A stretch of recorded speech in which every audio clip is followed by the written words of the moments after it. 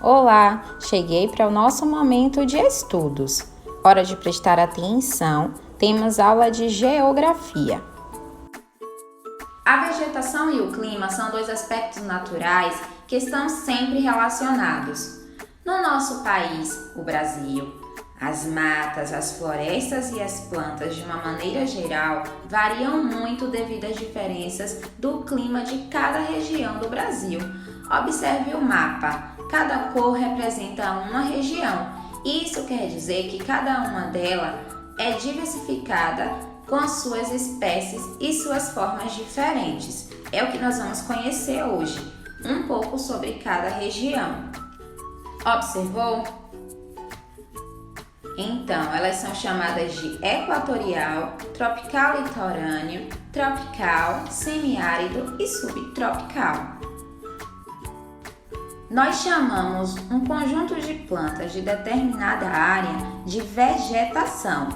Quando várias espécies de vegetais cobrem uma região, nós dizemos que eles formam uma flora.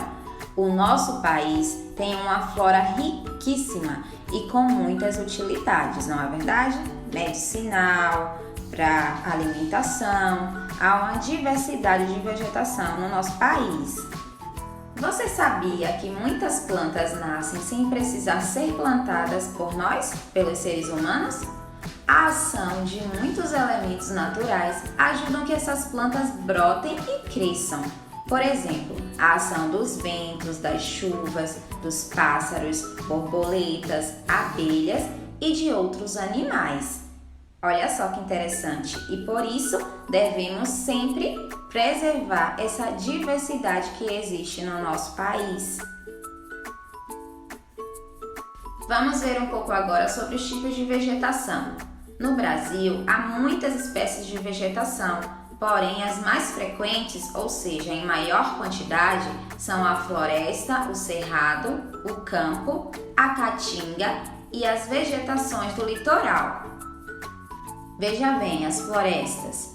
Na floresta, a vegetação se apresenta com árvores altas, grandes e juntas umas das outras. Nela há sempre muito verde e, por ser fechada, caminha-se quando é possível por trilhas. Você já passou por uma trilha? São caminhos estreitos feitos pelo homem para dar acesso à floresta. Encontramos diversas espécies da nossa flora nas florestas, como por exemplo o jetiquebá, o jacarandá, as seringueiras, as avencas, samambaias, bromélias e orquídeas. Mas vejam só, esse tipo de vegetação hoje em dia vem sendo substituída pela construção de cidades, pelo cultivo de alimentos e por áreas de criação de animais. Ou seja, o homem está começando a querer ocupar estes locais de vegetação. Veja só, trouxe aqui para você algumas imagens da flora encontrada nas florestas. Observe que são bastante diferentes uma das outras. O jacarandá, o jequitibá, a seringueira, a avenca, samambaia, bromélia e orquídeas. Elas estão sempre presentes na vegetação que você aprendeu agora, a floresta. Vamos conhecer o cerrado.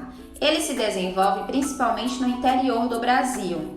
Esse espaço geralmente é recoberto de capins altos e aparecem plantas rasteiras também, afastadas umas das outras. São rasteiras aquelas plantas bem baixinhas. O curioso são suas árvores baixas, com seus troncos pinos e tortos. Lá nessa região do Cerrado é onde há maior cultivo de soja, algodão e a pecuária que vem desmatando o cerrado brasileiro. Ou seja, esse cultivo aí que o homem também faz nessa região vem desmatando a vegetação do cerrado. Isso não é bom, precisamos preservar. Os campos, eles estão presentes especialmente no sul do nosso país. São compostos por vegetação rasteiras também e verdinha que são chamadas de capim ou grama. Essa característica favoreceu a ocupação humana e a prática da pecuária. Por ter muito capim e grama, que são a alimentação bem importante para os animais da pecuária, o homem começa a desfrutar desses benefícios e começa a usá-los também no cultivo de animais. Vamos conhecer um pouco a caatinga. Ela fica localizada no nordeste do Brasil, em uma área de solo bastante seco e apresenta pouca vegetação. Ou seja, pela temperatura ser muito seca, não há muita planta. Em uma época de seca, onde a seca fica bem maior nessa região, as plantas que tem lá começam a perder as folhas. A vegetação é formada por árvores de pequeno porte e espinhosas. A caatinga é formada por várias espécies de cacto. Os mais encontrados são a palma, a coroa de frade e o mandacaru. Você já viu cacto? Hoje em dia as pessoas cultivam um mini cacto em potinhos dentro de casa. Vegetação litorânea. No litoral, a vegetação é bastante variada. Existem ainda no mar as algas marinhas, que são utilizadas em cosméticos, produtos farmacêuticos e até mesmo na alimentação. Quem já comeu comida japonesa já percebeu, que alguns sushis são envolvidos com algas marinhas. Então, essa vegetação é litorânea. Vegetação de praia. Apresenta uma vegetação rasteira, bem baixinha, encontrada na faixa litorânea, que é bem próxima ao mar. A presença de coqueiros também é bastante presente, principalmente nas regiões do norte e do nordeste, que é aqui a nossa região. O mangue apresenta uma vegetação em terreno alagadiços, ou seja, com água, presença de água. Os galhos dos pequenos arbustos se entrelaçam, dificultando a passagem.